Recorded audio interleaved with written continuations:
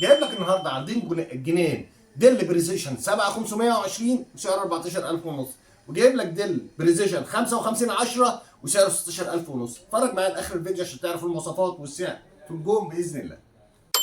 7520 القرعه 7 الجيل السادس ال 6820. بصوا يا جماعه، اجهزه استيراد فرز اول. المواصفات بتاعتها القرعه 7 الجيل السادس ال 6820 اتش كيو برامات 16 جيجا دي رام 4 هارد 512 اس اس دي. طبعا في كارتين شاشه، كارت شاشه اي ام دي، كارت شاشه انتل بيبقى الانتل اتش دي، وكارت شاشه اي ام دي ريدون بيبقى 2 جيجا وبيعلى مع الرامات.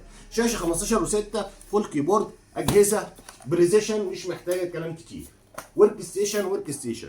سعر الجهاز 14000 ونص لفتره محدوده. العرض الثاني مكسر الدنيا الدل البريزيشن ال 5510 هو الفارس اول.